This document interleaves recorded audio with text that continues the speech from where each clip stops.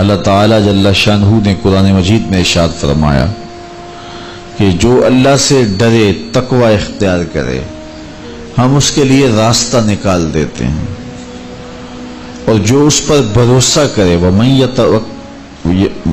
يَتَوَکَّلْ عَلَى اللَّهِ فَهُوَ حَسْبُهُ، اور جو اللہ پر بھروسہ کر لے، اس پر توکل کر لے، اللہ تعالیٰ اس کے لیے کافی ہو جاتا ہے۔ وَيَرْزُقُهُ مِنْ حَيْثُ لَا يَحْتَسِبُ، اور وہ اس کو وہاں سے دیتا ہے جہاں سے اس کو گمان بھی نہیں ہوتا۔ تو تقوی اور توکل اگر یہ نصیب ہو جائیں تو یہ من کی پاکیزگی کا ذریعہ تو ہیں ہی ہیں، اس سے رزق میں بھی کچھ شادیاں پیدا ہوتی ہیں، اور خزانہ غیب سے اللہ تعالیٰ رزق عطا فرماتا ہے۔ رزق کی برکت کا ایک بہت بڑا ذریعہ شکر ہے، شکران نعمت۔ جب ہمیں نعمتیں ملتی ہیں تو ان پر اللہ کا شکر ادا کریں، تو اس کا عملی نتیجہ یہ ہے کہ پھر ہمیں برکتیں نصیب ہوں گی۔ فرمایا لَئِن شَكَرْتُمْ لَأَزِيدَنَّكُمْ، اگر تم اس کی نعمتوں کا شکر ادا کرو گے تو وہ تمہیں اور زیادہ عطا فرمائے گا۔ اس نے ہمیں جو نعمتیں عطا کی ہیں اتنی زیادہ ہیں کہ ہم ان کو شمار بھی نہیں کر سکتے۔ فرمایا گیا کہ اگر ان کی نعمتوں کو تم گننا چاہو تو گن نہیں سکتے ہو۔ تو اس نے ہماری ضروریات کو پورا کیا ہے۔ جو سب سے زیادہ ہماری ضرورت، مادی ضرورت ہے اس دنیا کے اندر، وہ آکسیجن ہے، اور وہ کسی کو آکسیجن کا سلنڈر اپنے ساتھ نہیں رکھنا پڑتا۔ اللہ تعالیٰ نے اس کی اتنی فراوانی کی ہوئی ہے کہ جہاں بھی جائیں اس کو تازہ آکسیجن میسر ہے۔ تو یہ جتنی زیادہ ضروری تھی اس قدر ہی زیادہ فراواں ہمارے لیے رکھی گئی ہے۔ اگر ہمیں آکسیجن خریدنی پڑتی تو ایک آدمی کو ایک دن میں کتنے سلنڈر چاہیے تھے، اور پھر کس قدر زندگی میں دقت اور مشقت آ جاتی۔ اس کے بعد دوسری چیز جو ہمیں چاہیے وہ ہے پانی۔ آکسیجن کے بعد پانی کے بغیر ہم زیادہ دیر نہیں اپنے آپ کو برقرار رکھ سکتے، حتیٰ کہ ایک خاص مدت تک پانی نہ ملے تو موت واقع ہو جاتی ہے۔ تو پانی کو بھی فراواں رکھا گیا ہے۔ آسمان سے بھی پانی برستا ہے، زمین سے بھی پانی نکلتا ہے، چشموں سے بھی پانی پھوٹتا ہے، برف بھی پگھلتی ہے، دریا بھی بہتے ہیں۔ تو اللہ نے اس کے لیے بہت سارے اسباب رکھے ہیں تاکہ ہم پانی سے محروم نہ رہیں۔ تیسری چیز ہماری ہے خود کی چیزیں، کھانے کی چیزیں جو ہماری ضروریات ہیں۔ تو وہ بھی دن میں کم از کم ایک مرتبہ تو ہمیں ضروری چاہیے، اور صحت کو اچھا رکھنے کے لیے 2 مرتبہ چاہیے۔ اس کے لیے تھوڑا سا تردد کرنا پڑتا ہے، محنت کرنی پڑتی ہے۔ اس کے بعد پھر ہماری رہائشی ضرورتیں ہیں، ہمارے لباس کی ضروریات ہیں۔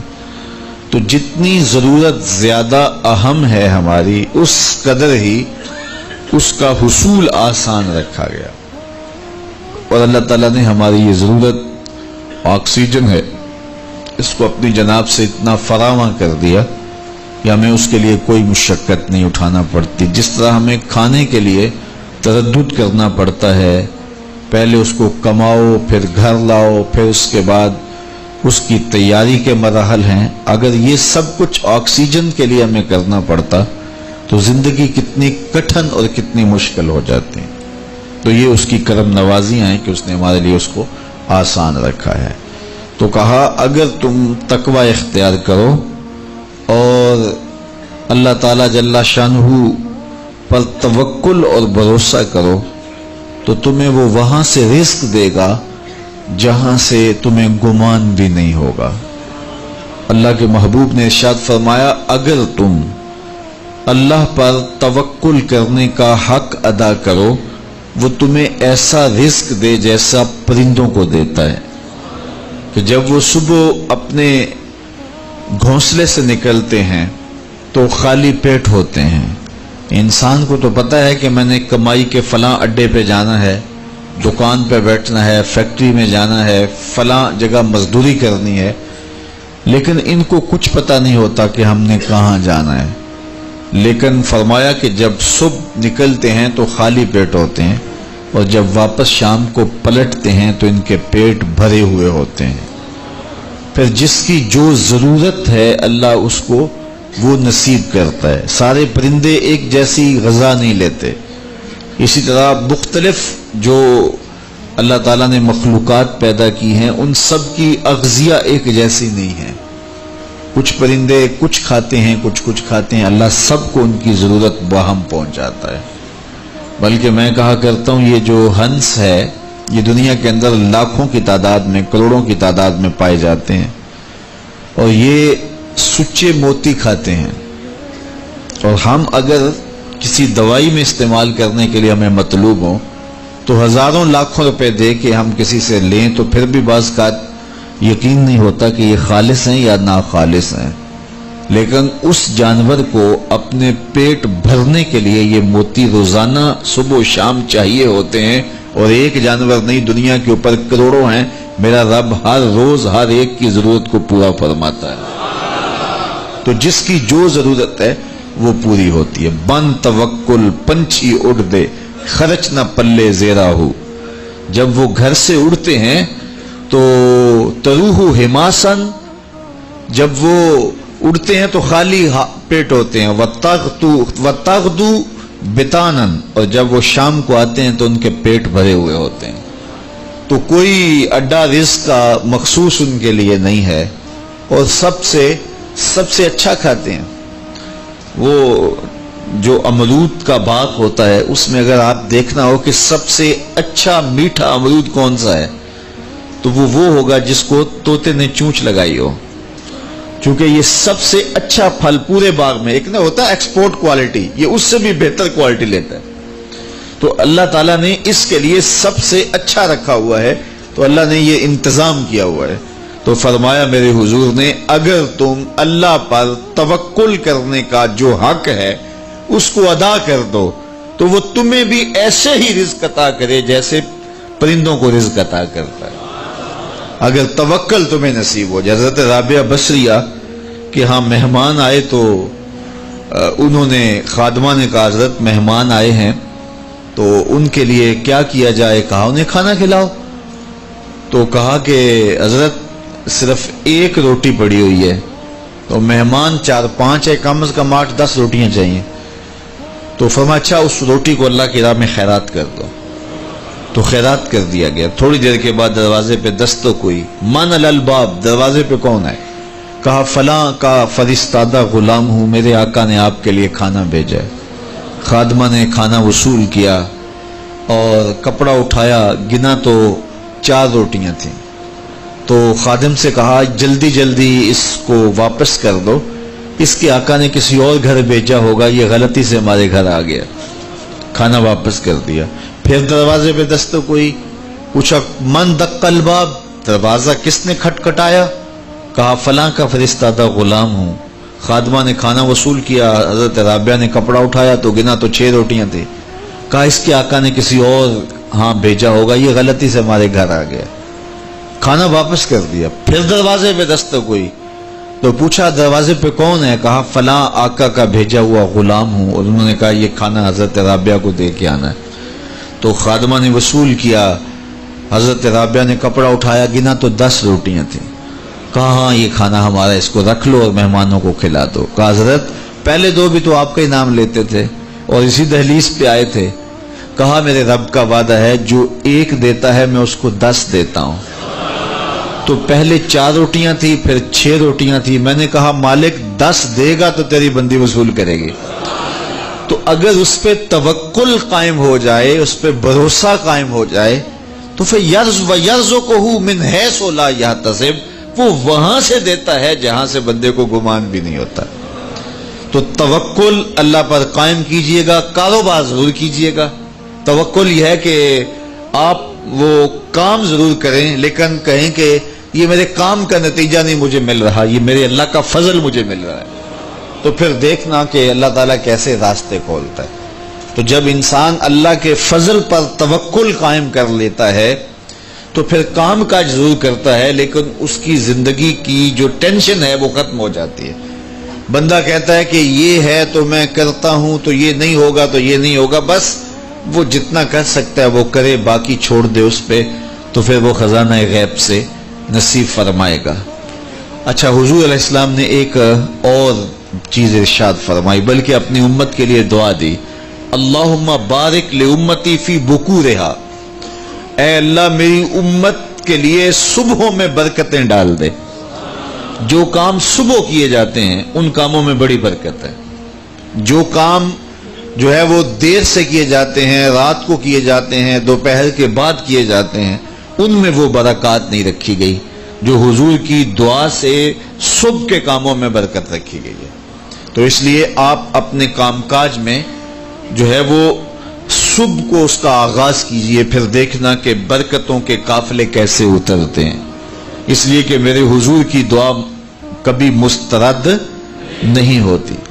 اجابت کا صحرا، عنایت کا جوڑا، دلہن بن کے نکلی دعائے محمد صلی اللہ علیہ وسلم، اللہم بارک لامتی فی بکورہا، اے اللہ میری امت کی صبحوں میں برکتیں ڈال دے۔ تو جو کام صبح کے وقت کیے جاتے ہیں اس میں برکت رکھی گئی ہے۔ اگر آپ چاہتے ہیں کہ ہم آسودگی حاصل کریں تو پھر اپنے کاموں کا آغاز صبح سے کیجئے۔ اللہ اکبر، اس کی برکات آپ کو نصیب ہوگی۔ اور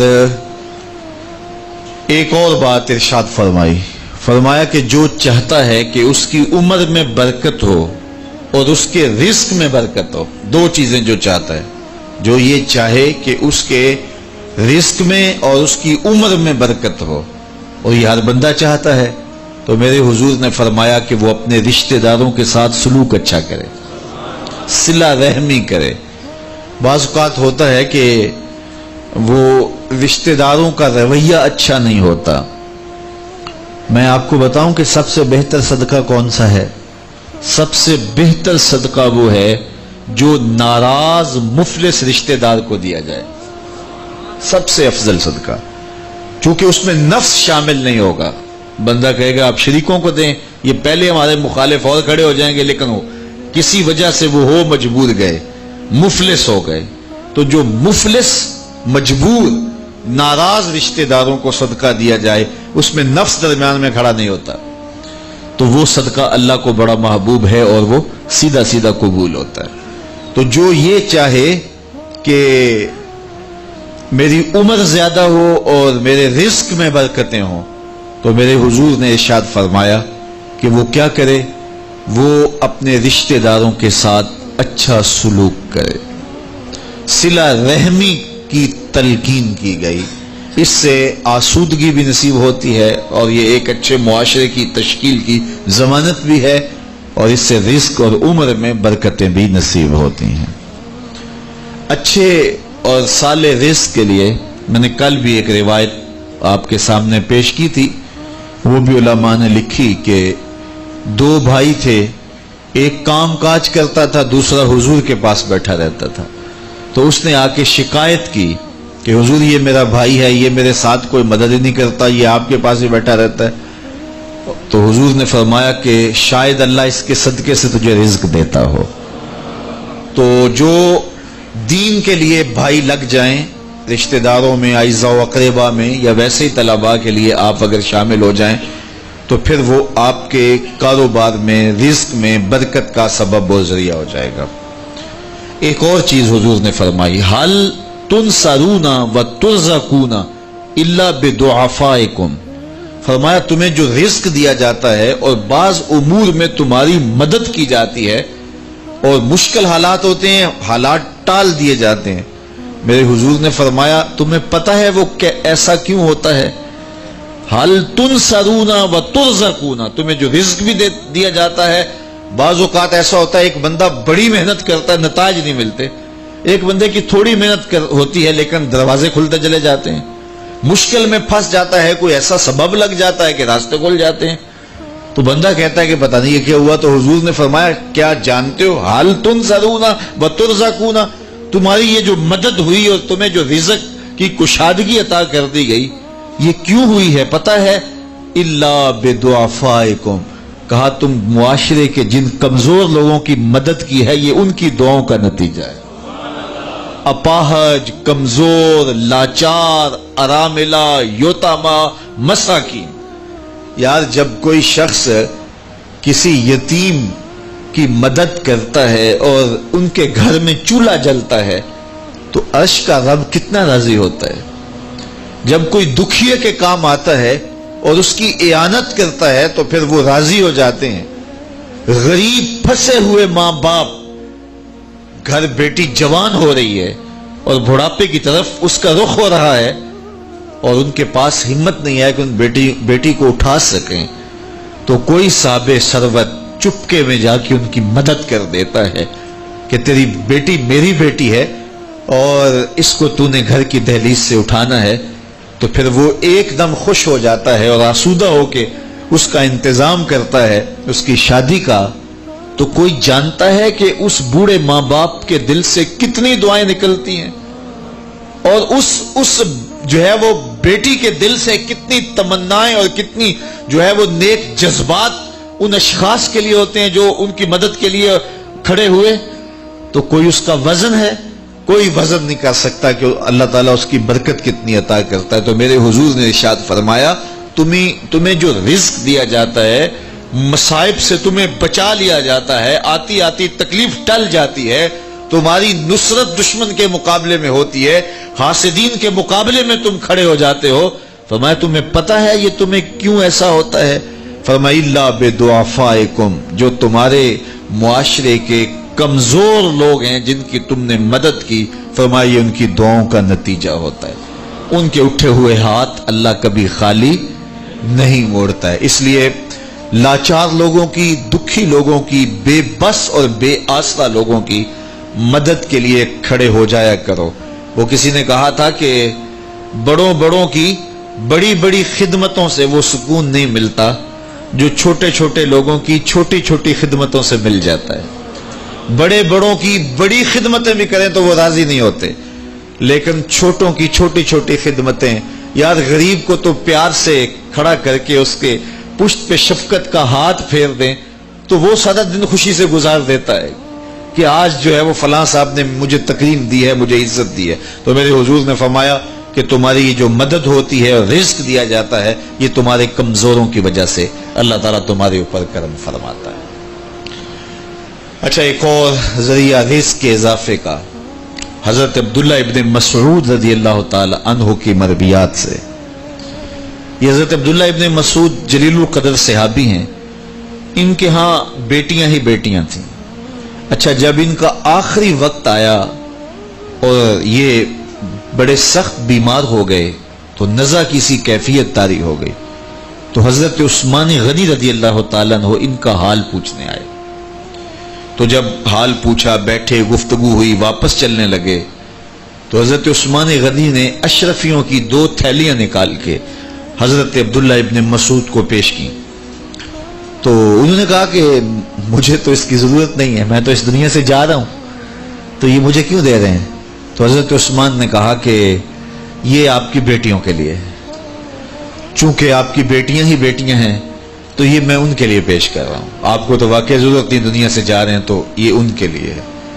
تو حضرت عبداللہ ابن مسعود نے پھر تھیلیاں موڑتے ہوئے کہا کہ میری بیٹیوں کو اس کی ضرورت نہیں ہے، اس لیے کہ میرے حضور نے فرمایا تھا کہ جس کے پاس سورہ واقعہ ہو اس کو غربت تنگ نہیں کر سکتی، تو میری بیٹیاں رات کو سونے سے قبل 1 مرتبہ سورہ واقعہ ضرور پڑھتی ہیں، اس لیے تم میری بیٹیوں کے بارے پریشان نہیں ہونا، اللہ کے فضل سے انہیں غربت تنگ نہیں کرے گی، ان کے پاس سورہ واقعہ جو موجود ہے، تو یہ کسی ایسے ضرورت مند کو دو جس کے پاس سورہ واقعہ نہیں ہے۔ تو سورہ واقعہ کی تلاوت یقیناً رزق کی فراوانیاں اور رزق کی برکتیں حاصل کرنے کا ایک ذریعہ ہے، اور دروازے کھل جاتے ہیں اگر سورہ واقعہ کی تلاوت تسلسل کے ساتھ کی جائے۔ اس لیے اپنے معمولات میں سورہ واقعہ کو شامل کر لیجئے گا، اس کی برکات سے انشاءاللہ رزق کی فراوانیاں نصیب ہوتی ہیں۔ ایک اور ذریعہ رزق کا، اور یہ بہت آسان، شکا رجل الی رسول اللہ دیک المعیشۃ والفقر، حضرت سہل بن سعد الساعدی رضی اللہ تعالی عنہ کی مرویات سے ہے۔ ایک شخص حضور کی خدمت میں حاضر ہوا اور اس نے کہا میں کثیر العیال ہوں، ذرائع آمدن بہت تھوڑے ہیں، میرے لیے کچھ ارشاد فرمائیے۔ بچے زیادہ ہیں، ذرائع آمدنی تھوڑے ہیں، تو میں مفلوق الحال ہوں۔ تو اس نے اپنے فقر کا، اپنی غربت کا حضور کے سامنے قضیہ رکھا۔ شکا رجل الی رسول اللہ دیک المعیشۃ والفقر۔ آقا کریم نے اس کو جو وظیفہ بتایا وہ بالکل آسان ہے، آپ سب کو پہلے یاد ہے، لیکن اس پہ عمل کرنے شروع۔ قال اذا دخلت الدار فسلم علی، کہا جب گھر جائے تو گھر میں داخل ہونے لگے تو گھر والوں کو السلام علیکم کہہ دیا کرو۔ یہ وظیفہ شروع کر لو کہ جب بھی گھر جاؤ السلام علیکم۔ اس کے بعد ایک مرتبہ سورہ اخلاص پڑھ دیا کرو، قل هو اللہ احد۔ یہ وظیفہ فرمایا تم نے شروع کر دینا ہے، جب بھی گھر جاؤ السلام علیکم یہ کہہ کے داخل ہو، پھر اس کے بعد قل هو اللہ احد ایک مرتبہ سورہ اخلاص پڑھ دیا کرو۔ اور میرے آقا نے فرمایا کبھی ایسا ہو کہ تو گھر جائے، گھر موجود نہ ہو، اہل خانہ کہیں گئے ہوئے ہوں، تو فرمایا عمل نہیں چھوڑنا، فسلم علیہ، پھر تو مجھے سلام کہنا، پھر تو مجھے سلام کہہ دینا۔ وہ صحابی فرماتے ہیں کہ میں نے یہ عمل شروع کر لیا، جب گھر جاتا السلام علیکم، اس کے بعد سورہ اخلاص پڑھ دیتا، بیٹھنے سے پہلے پہلے یہ کام کرتا۔ اور کبھی ایسا ہوتا میں گھر نہ جاتا، گھر والے گھر نہ ہوتے، پھر تو مجھے چائے چڑھ جاتا، پھر میں حضور کو سلام کہتا۔ اللہ اکبر۔ حضرت ملا علی قاری نے شرح شفا میں لکھا ہے، جو حضرت قاضی ایاز مالکی اندلسی علیہ رحمہ نے لکھا ہے شفا میں، کہ جب گھروں کو جاؤ تو حضور کو سلام کرو، تو اس کی شرح میں لکھتے ہیں حضور کو سلام کیوں کرو، تو وہ کہتے ہیں لِأَنَّ رُوحَهُ علیہ السلام موجود فی بیوت المسلمین، اس لیے کہ حضور کی روح کا فیضان مومنین کے گھر میں موجود ہوتا ہے۔ اللہ اکبر۔ اس لیے حضور کو سلام کرو۔ وہ کہتا ہے جب کوئی نہ ہوتا میں حضور کو سلام کرتا۔ وہ اپنے نام لیواؤں کو تنہا چھوڑتے کب ہیں، جہاں ہم دم نہ ہو کوئی وہاں سرکار ہوتے ہیں۔ تو کہا اس کے بعد سورہ اخلاص پڑھ دیتا۔ یہی میرا عمل رہا۔ پھر اس کا فائدہ کیا ہوا؟ وظیفہ حضور نے بتایا تھا، اور جب بھی جاتا السلام علیکم سورہ اخلاص، کوئی نہیں ہے تو حضور کو سلام اور سورہ اخلاص۔ کہتے میں نے عمل شروع کر دیا، حتی افاد اللہ جیرانہ، اس عمل کی برکت سے میں نے تو امیر ہونا ہی ہونا تھا، میرے ہمسائے بھی امیر ہو گئے۔ ایسی برکتیں، ایسی رحمتیں اتری کہ میرے ہمسایوں کے ہاں بھی فراوانیوں اور برکتوں کا نزول ہونے لگا۔ اسی طرح رزق کی فراوانی کا ایک اور ذریعہ ہے، اور وہ یہ انفاق فی سبیل اللہ۔ جب اللہ کی راہ میں آپ خرچ کریں گے تو پھر اس سے رزق بڑھتا ہے، جبکہ ہماری عقل و خرد کے فیصلے یہ ہیں کہ مال میں سے کچھ نکالا جائے، تو ہمارا ریاضی اور حساب یہی کہتا ہے کہ کچھ کم ہوتا ہے، ہمارے کیلکولیٹر کا نتیجہ بھی یہی ہے، ہمارا اکاؤنٹنٹ بھی یہی کہتا ہے کہ اتنے نکال دو گے تو باقی اتنے بچیں گے۔ لیکن میرے حضور نے فرمایا کہ میں قسم اٹھا کے کہتا ہوں کہ صدقے سے مال کم نہیں ہوگا۔ ہمارے بزرگ فرمایا کرتے تھے کہ وہ پرانے زمانے میں کنویں سے پانی نکال کر کے کھیتیاں سیراب ہوتی تھیں، بعد میں یہ جو ہے وہ ٹیوبل آ گئے تو ان کی ضرورت نہ رہی، لیکن وہ کنویں کافی دیر لوگوں نے بند نہیں کیے تھے کہ پتہ نہیں کبھی پھر ان کی ضرورت دوبارہ نہ پڑ جائے، تو دیر تک وہ کنویں ہم نے بھی دیکھے، اب تو تقریباً بند ہو گئے، لیکن آج سے 10-15 سال پہلے چلے جائیں تو ہر گاؤں میں کنووں کے نشانات موجود تھے، اور بعض میں وہ پرانی مالا بھی لٹک رہی ہوتی تھی، وہ ٹنڈے وغیرہ، تو پرانے کنویں ہم نے دیر تک دیکھے، تو ان کنووں کو کسی نے بند نہیں کیا تھا، دیر تک وہ جاری رہے۔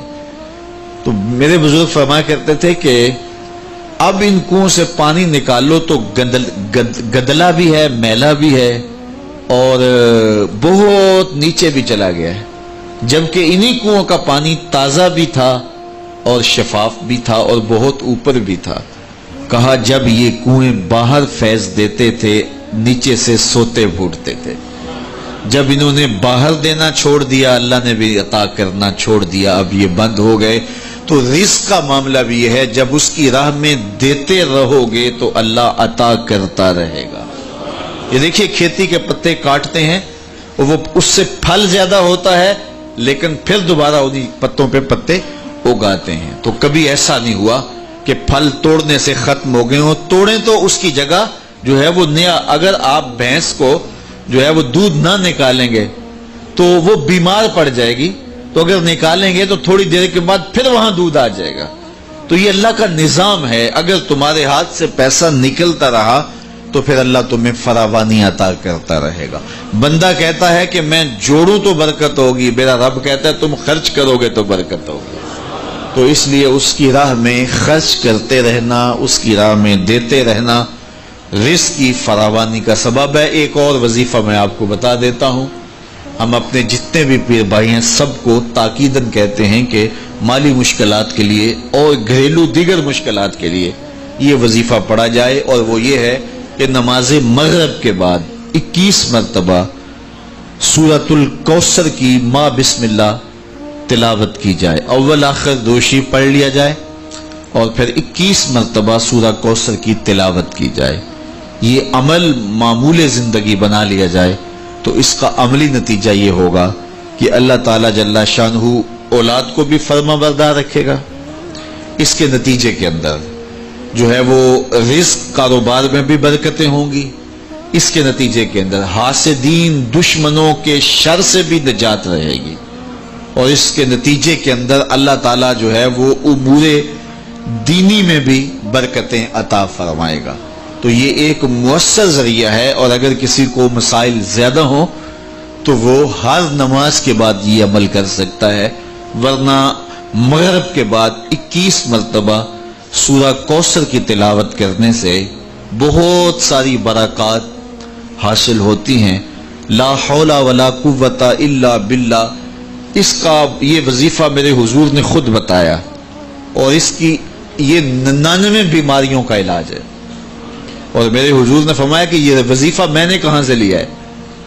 حضور فرمایا کہ عرش الہی کے نیچے ایک خزانہ ہے، خاص خزانہ، فرمایا یہ وظیفہ مجھے وہاں سے ملا ہے، اور اس میں 99 بیماریوں کا علاج ہے، اور اس میں سب سے کم درجے کی بیماری ہم اور غم ہے۔ تو اللہ تعالیٰ جل شانہ ہمیں جس طرح دنیاوی اسباب ہمارے پیش نظر ہوتے ہیں تو روحانی امور کے ذریعے سے بھی ہم برکتوں کے حصول کو آسان کر سکتے ہیں۔ اللہ میرے لیے آپ کے لیے ہر طرح کی کشادگیاں عطا فرمائے، ایسے فقر سے بچائے محفوظ رکھے جو کفر تک پہنچا دیتا ہے، اور ایسی دولت سے بھی بچائے جو دولت قارون بنا دیتی ہے۔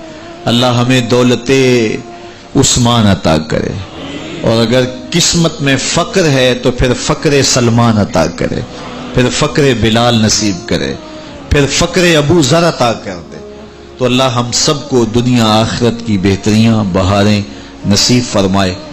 دعا کے لمحات اب قریب ہیں، جب بندے اللہ کے حضور ہاتھ اٹھا کے دعا مانگتے ہیں تو بندوں کے اٹھے ہوئے ہاتھ اللہ کبھی خالی نہیں موڑتا۔ دعا ہر صورت قبول ہوتی ہے، یا تو یہ کہ جو مانگا ہے وہ مل جاتا ہے، یا جو مانگا ہے وہ نہیں، اس کے بدلے میں کچھ اور عطا کر دیا جاتا ہے، یا پھر جو مانگا ہے وہ فوری نہیں ملتا، کچھ دیر کے بعد عطا کیا جاتا ہے، یا پھر دعا ذخیرہ کر لی جاتی ہے اور اس کا صلہ آخرت میں دیا جائے گا۔ اور روایت میں آتا ہے کہ جب دعاؤں کو ذخیرے کی صورت میں آخرت میں صلہ نصیب ہوگا تو لوگ آرزو کریں گے کاش کہ ہماری دنیا پہ کوئی دعا قبول ہی نہ ہوئی ہوتی۔ تو اللہ تعالیٰ کے حضور عجز سے پورے تیقن سے دعا مانگنی چاہیے، من قلب لاہن فرمایا گیا، کھیلتے ہوئے دل سے جو دعا کی جائے اللہ اسے قبول نہیں کرتا. کھیلتے ہوئے دل سے نہیں، پورے تیقن سے، پورے انہماک سے، پوری توجہ سے جو دعا مانگی جائے. دیکھیے میں آپ سے کوئی بات کروں تو میرا رخ دوسری جانب ہو اور بات آپ سے کروں گا تو آپ کو بھی اچھا نہیں لگے گا، تو احکم الحاکمین کو کیسے اچھا لگے گا کہ کوئی بندہ مانگ اس سے رہا ہو لیکن دل اس کا کسی اور جگہ پہ کھیل رہا ہو. تو ایسی دعا اللہ قبول نہیں کرتا. اور پھر اس کی شرط ہے رزق حلال. حرام رزق سے پلے ہوئے بدن اور الشخص کی دعا قبول نہیں.